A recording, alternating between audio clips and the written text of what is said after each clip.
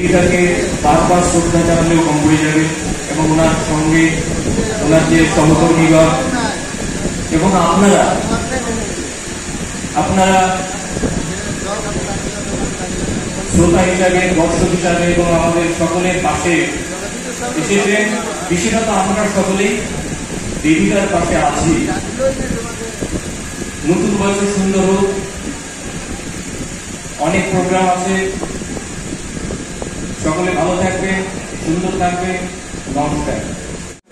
मुख्य अतिथि हमारे देश श्री रामप्रसाद जी, माननीय मंत्री शिक्षा एवं साक्षरता विभाग झारखंड सरकार, उनके साथ आए झारखंड मुक्ति मोर्चा के केंद्रीय महासचिव सुप्रियो दा, सीएम रणजीता वीरेंद्र और मंच पर सभी उपस्थित हमारे सम्मानित अतिथिगण, बहनों और भाइयों और साथ ही साथ पत्रकार बंधु, सबसे पहले तो मैं आप सबों को बंगला नववर्ष की हार्दिक बधाई और शुभकामना देता हूँ।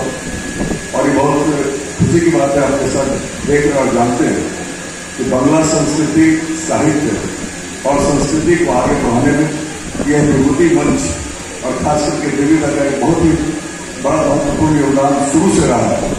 ये मंच साक्षी है पिछले कई, जब से इसका जो है इसका निर्माण हुआ उसके बाद से आप देख रहे हो कई कार्यक्रम का आयोजन यहाँ किया गया। मैं बहुत अधिक नहीं करती हुए आप सबों को एक बार फिर से नववर्ष बंगला नववर्ष की शुभकामना देता हूँ और बहुत बहुत बधाई देता हूँ। धन्यवाद। আমার প্রিয় দলের আমার সহযোগী যোদ্ধা ঝাড়খণ্ড সরকারের মন্ত্রী বড় দাদা রামদাস বাবু, এই সংস্থার সভাপতি দিদিরা,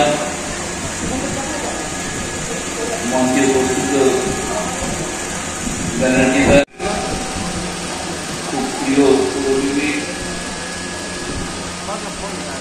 উপস্থিত শ্রোতাবৃন্দ,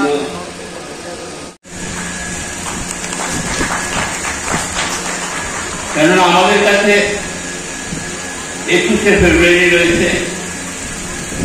আমাদের ত্যাগ ও বলিদানকে বিশ্ব স্বীকার করেছে ও আন্তর্জাতিক মাতৃভাষা দিবস হিসাবে বাংলাকে মেনে নিয়েছে। আমি আপনাদের পক্ষ থেকে রামদাসদাকে আবদার জানাই, আর আমি জানি উনি এই বিষয়ে কাজ শুরু করে ফেলেছেন, যে প্রতিটি স্কুলে বাংলা সহজ আঞ্চলিক ভাষা আছে, ও আছে, সান্থালি আছে, মুন্ডারি আছে, ওরাং পুরুষ আছে, পাঁচকর্মিয়া রয়েছে, উড়িয়া রয়েছে, সাবলি আছে, কোর্টা আছে।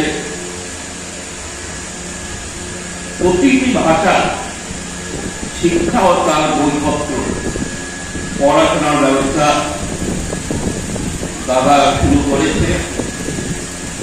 সেই প্রক্রিয়া আমরা শুরু করে দিই সরকারের পক্ষ থেকে। খুব শীঘ্রই আমরা নতুন রূপে সেটাকে আপনাদের সামনে রাখবো। 1434 অনেক সমৃদ্ধ ও অনেক সুস্থ লাগবে আপনাদের, এই কামনা করি। গরমের ছোঁয়া কিন্তু শুরু হয়েছে, যা অনুমান যে এবার অসম্ভব নাকি গরমের মধ্যে দিয়ে আমাদের যেতে হবে। গত বছর যখন লোকসভা নির্বাচন হচ্ছিল তখন আমরা 47-48 ডিগ্রি সেলসিয়াসে এখানে কাজ করি। আমি তো বিশেষজ্ঞ না, কিন্তু যারা বিশেষজ্ঞ তাদের অনুমান এবার কিন্তু তার থেকেও বেশি গরম পড়তে পারে। তাই বিশেষ করে আমার যে বৌদিরা রয়েছে, দিদিরা রয়েছেন, যারা ঘরের দায়িত্বে আছে, বড়দের কাছে যারা বৃদ্ধ মানুষ তাকে বেশির চেয়ে বেশি ঘরেই রাখার চেষ্টা করবেন। প্রচুর মাত্রায় জল খেতে হবে। আমাদের নতুন প্রজন্মের একটু প্যাটার্ন রয়েছে, তারা জলটা খেতে চায় না। তারা খুব বেশি খেতে হলে কোল্ড ড্রিঙ্ক খায়, আইসক্রিম খেয়ে, আর যাবতীয় ওই মজার জিনিস খায়, পিজা, বার্গার, ব্রেড, নুডলস। এটাতে কিন্তু প্রচুর ডিহাইড্রেশন। তাই নতুন প্রজন্মের কাছেও একটি আবেদন, তারা মা বাবার কথা শুনে, আমাদের কথা শুনে জলটা বেশি করে খাবেন, খুব সুস্থ থাকবেন, খুব ভালো থাকবেন। আবার কথা হবে।